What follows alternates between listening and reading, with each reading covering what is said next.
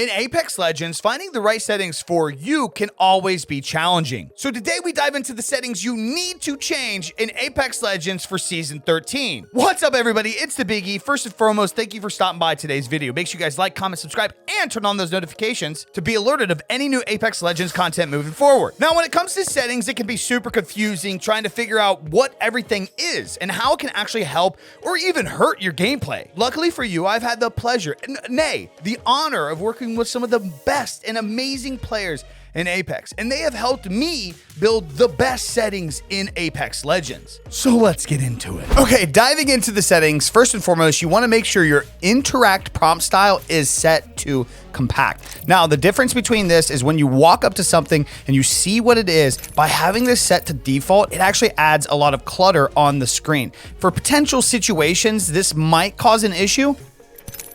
So I like to just turn this on the compact mode to make sure this doesn't cause any problems. I personally disable button hits. Up next, you have your crosshair damage feedback. Now, this is subjective to some creators out there. I personally like to have it off.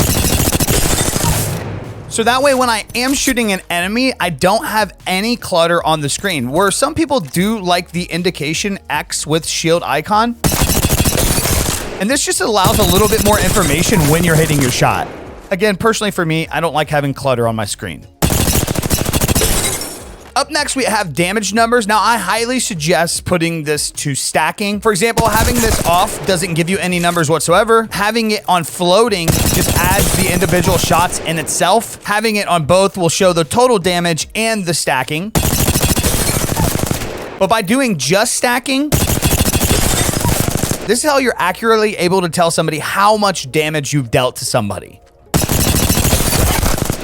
Ping opacity, leave default. Obituaries, you can turn on or off. Minimap rotation, I keep off. Weapon auto cycle on empty. And this is a big one that you need to make sure is enabled. Make sure you have this on. And what this will do is when your weapon is empty of ammo, it will automatically switch to the next weapon. Auto sprint, always a must in my opinion. Double tap sprint off. Jetpack control. Now, this is only for those Valkyrie mains out there. By the way, how about that sick new heirloom that's coming out for her soon? What? Jetpack control, I like to put on hold for mouse and keyboard, and I like to actually put this on toggle for when I'm on my controller. Incoming damage feedback 3D. Again, another important one, taking damage closes death box or crafting menu. And what this will do is if you are crafting or in somebody's death box after you've killed them, if somebody comes along and starts shooting at you, it will automatically close that menu while you're in there. Hop up, pop up, I keep on. Streamer mode, this is determined on you personally. I just turn it off. Same thing with anonymous mode. I disable usage sharing. Performance display is an option I really highly encourage a lot of players to enable and pay attention to. Knowing your computer or network performance, I think is crucial to determine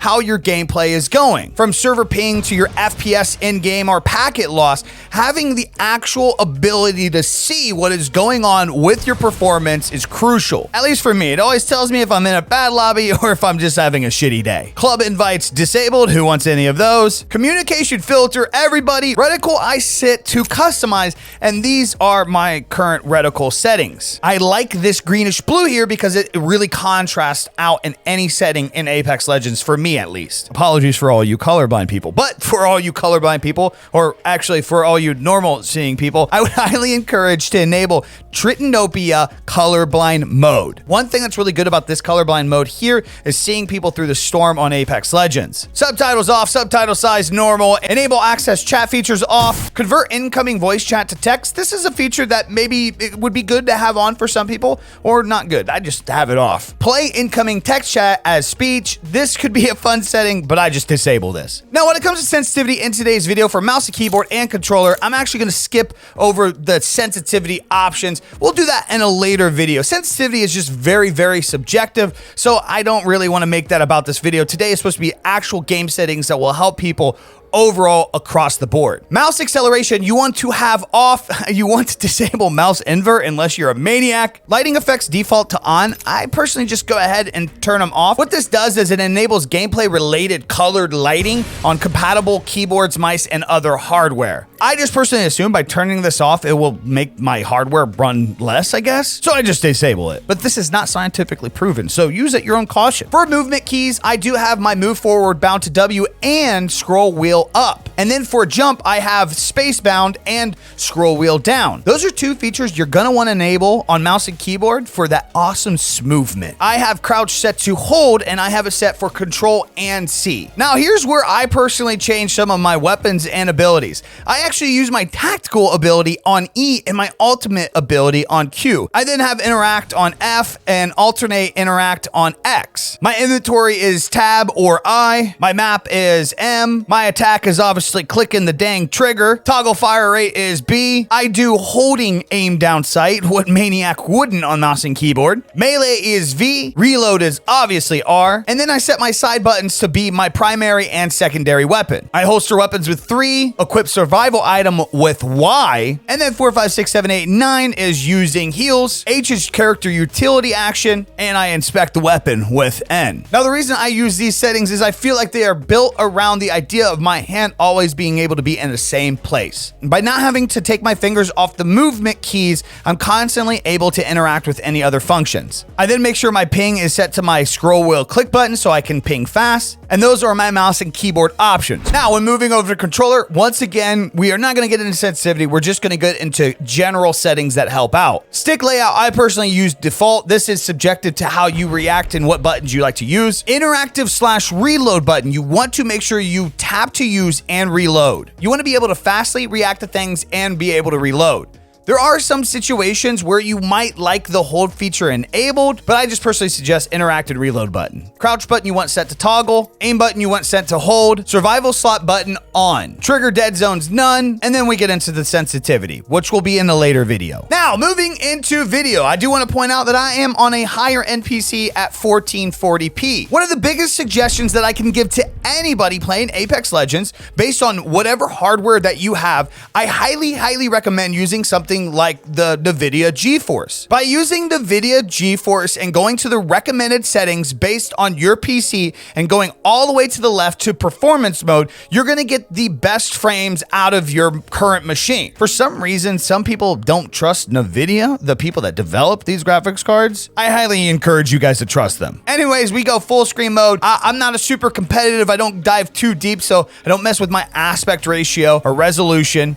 I stick to what my monitor offers. Brightness at 50%, subjective to me. Field of view, 110, again, subjective to me. While a wider field of view is gonna give you more range in what you can see, a smaller field of view, like 105 to 100, is gonna give you a little bit of a wider FOV while still being able to have a tighter shot when aiming at your subject. This is a huge one for Octane and Bloodhound mains out there. You want to make sure your FOV ability scaling is disabled. When you have this feature enabled and are doing things like stimming, it will automatically, for gameplay aesthetics, I guess, it completely warps your FOV, which actually does change your sensitivity. By making sure that this is disabled, you no longer will have that when you stim. Your FOV will stay the same, meaning your aim will stay the same as well. Sprint view shake, you want normal. VSync disabled. NVIDIA reflex, if you have the options enabled or enabled plus boost, depends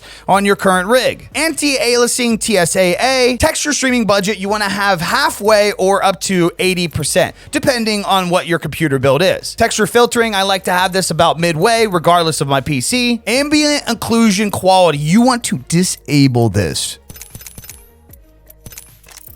Ambient occlusion makes things more muddy when you have it maxed out or enabled at all. I disable it and everything sharpens up. Ambient occlusion essentially is just trying to make things seem a little bit more realistic, because I guess in real life things aren't ultra sharp. I'm playing a video game out here. I want to see my target from a mile away. Sun shadow coverage low, sun shadow detail low, spot shadow detail disabled, volumetric lighting disabled, dynamic spot shadows disabled. Model detail, I like to have medium to high so things look a little bit more crisp. Effect details, medium to low. Impact marks, high. And ragdolls, low. Essentially, these settings are built to make things stand out, but not use too much resource for just better quality that doesn't really matter. Now, when it comes to the audio, the best setting you want to have is honestly nothing. None of this actually works because audio doesn't work in Apex Legends. And that's it! All right, gang. I hope those settings helped you guys out. Make sure if you guys get any cracked gameplay from these settings, you guys join our Discord in the description down below and link us any crazy clips that you get. All right, that's all I got for you guys today. I'm out. Peace. Deuces.